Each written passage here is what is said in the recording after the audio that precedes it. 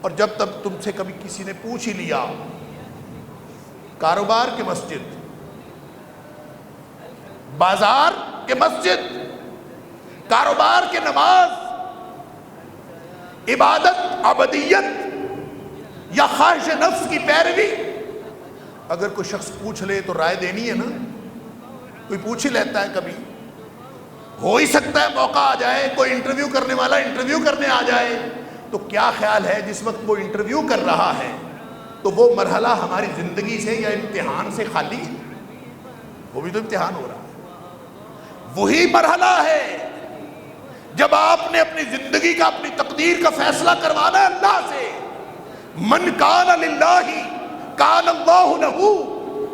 جب تم اس طرح سے کرو گے کہ امانتیں اہل لوگوں کے سپرد کرو گے، تم ایمان کی گواہی دو گے. جب تم ایمان کی گواہی دو گے تو اللہ کی رحمت کا استحقاق حاصل کر لو گے. اللہ تمہارے اوپر رحمتیں نچھاور کرے گا. مسئلہ تو اتنا سا ہے، تم نے ہر لمحہ، ہر مرحلہ، اپنے ہر کام میں یہ سوچنا ہے کہ جو چیز میرے اختیار میں اللہ نے دی ہے، چاہے وہ فیصلہ ہو. فرمایا کہ اگر تمہیں کبھی ایسا موقع آ جائے کہ حکمتم بین الناس، لوگ ہیں، جھگڑا ہے، کوئی بحث ہے، کوئی ڈیبیٹ ہے، آپس میں کوئی ان کا جو بھی مسئلہ ہو، آپ کو فیصلہ کن قلم آپ کے ہاتھ میں دے دیا، یہ یا یہ، کیسے فیصلہ کرو؟ رشتہ داریاں بھی ہیں، برادریاں بھی ہیں، محبتیں بھی ہیں، مفادات بھی ہیں، بے شمار چیزیں ہیں. فرمایا اگر کبھی فیصلے کا قلم تمہارے ہاتھ میں آئے، ان تحکموا بالعدل،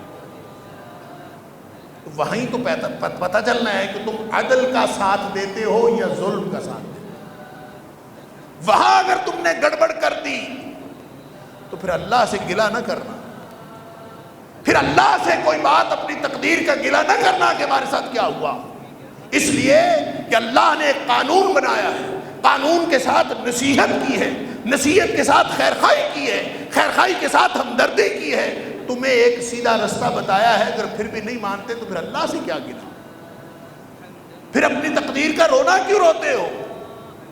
وہ موقع جو گواہی کا موقع ہے، وہ موقع جو فیصلے کا موقع ہے، وہ موقع جو لوگوں کے درمیان پک اینڈ چوز کا موقع ہے کہ کس کو آپ نے چننا ہے اور کس کو رد کرنا ہے. یہ موقع اللہ کے بندو، یہ امتحان سے خالی نہیں ہے، اس کا تعلق دنیا داری سے نہیں ہے، یہ اللہ کی گواہی ہے. یہ آپ نے گواہی دینی ہے. فیصلے کا قلم آپ کے ہاتھ میں آ گیا، اب اس وقت آپ نے کیا کرنا ہے؟ وہ دیکھنے والا، ان اللہ کان سمیعا بصیرا، وہ دیکھ بھی رہا ہے، وہ سن بھی رہا ہے.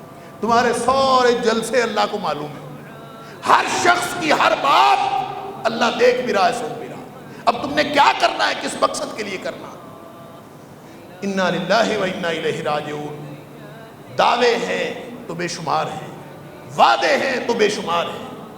میں یہ عرض کروں کہ معاملہ چھوٹا ہو یا معاملہ بڑا ہو، جب آپ کے ہاتھ میں ایک فیصلہ دے دیا گیا، یہ وہ مرحلہ ہے کہ نبی کریم صلی اللہ علیہ وسلم نے فرمایا کہ اگر کسی شخص کو جج بنا دیا جائے نا کہ دو بندوں کے درمیان فیصلہ کرو، تو فرمایا وہ ایسے ہے جیسے اس کو کند چھری سے ذبح کر دیا گیا. یہ اتنا مشکل مرحلہ ہوتا ہے جس کو ہم سمجھتے ہیں اس کا تعلق ہی کوئی نہیں.